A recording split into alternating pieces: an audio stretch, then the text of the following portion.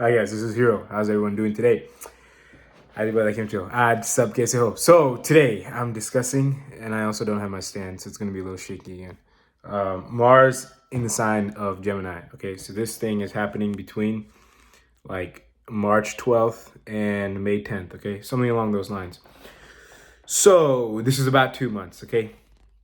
Now, anytime Mars moves a sign, I honestly should make a video about it because it's a very important thing and probably the most underrated thing in this whole Jyotish system, okay? But to move forward, so Mars moves in Gemini, right? Now, if you notice throughout these dates in Aries, which is Mars' main sign, there's a lot of activity going on, okay? So I'm going to discuss that here, but that's also an extra importance of why you should pay attention to this transit. So what things are basically static the whole time, okay?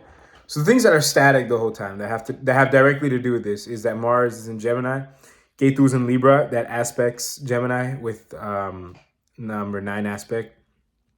Rahu is in Aries, and Saturn is in Aquarius and throws its 3rd aspect on Aries, okay? So as you can see, there's a lot of malefic energy here, right? So overall, let me just start off with what Mars in Gemini just means and then add the components, okay? I'll add the main components and then afterwards I'll add the more minor components, kind of, okay? They're not so minor, but they're actually just more temporary. They're not happening the whole transit, okay? So Mars in Gemini right here means what? Okay, you have an explosive planet like Mars, okay? And you put it in this very expansive sign like Gemini, okay? However, Mars has more of like a fire explosive energy, okay?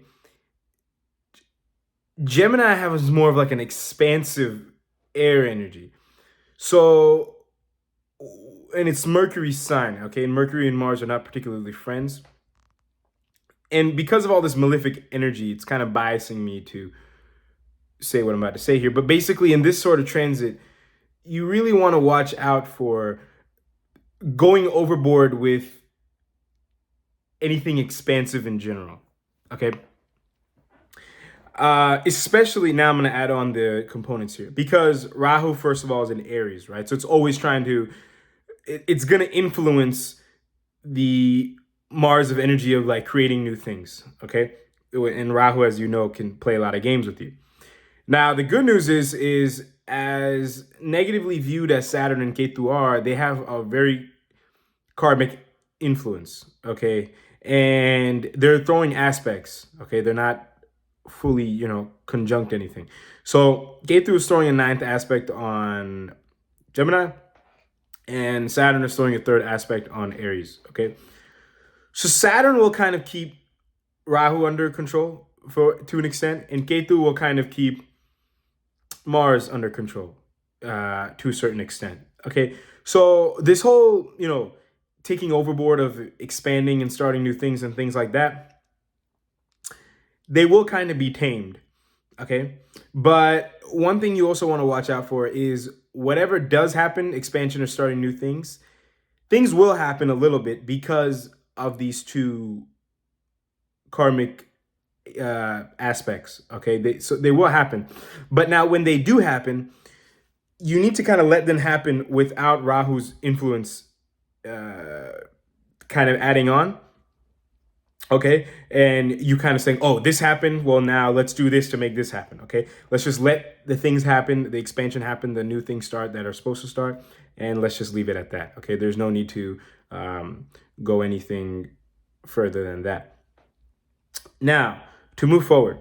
So we also know that throughout the month of April, Mercury, Sun, and Jupiter all come into Aries and stay there for the rest of that transit in this order, okay? And I forget exactly when, but Mercury comes first at the beginning of April, then Sun comes middle of April, and Jupiter comes 1 week after that, like 3rd week of April, okay? And sometime around the 2nd or 3rd week of April, Mercury goes retrograde, which is pretty important to notice, okay? Now, a couple things to notice here. So first of all, you might notice that the sun comes in Aries, right? Which is like, oh my God, the sun's getting exalted. This is so good. Well, let's take a step back before we jump to that conclusion, because as you may know from my exaltation video, when a planet gets exalted, it is not the most favorable from a material standpoint, okay? It's the direct best spiritual placement for that planet. Now here, so it's a little bit tough to deal with an exalted energies, okay? It's not like the easiest thing in the world. So Sun here goes into an exalted Aries and is with Rahu, okay? So Rahu is kind of adding to the toughness. So you really need to watch out here, okay? Because as soon as the Sun comes in, okay, let's just start in order, okay? Just real quick. So Mercury, Sun, and then Jupiter. So when Mercury comes in, and Mercury's the closest planet to the Sun always. So it's kind of like the Sun's friend, right? Okay, not the Sun's friend, but it's kind of like the Sun's henchman. That's more the word I meant to say. Why? Because the Sun is the identity, okay, the ego. And what serves the identity and the ego the most? It's the rational mind, okay?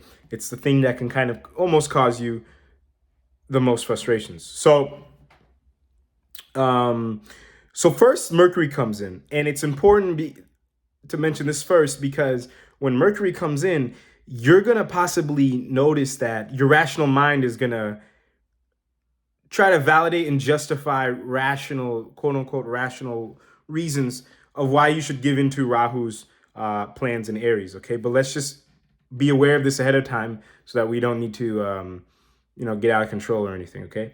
Then when Sun comes in, like I said, that exalted energies is there. But like I said, Rahu's here. Okay.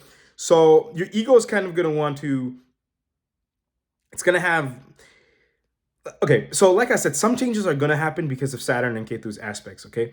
But these changes are always, the ego loves to chime in on anything in your life, okay?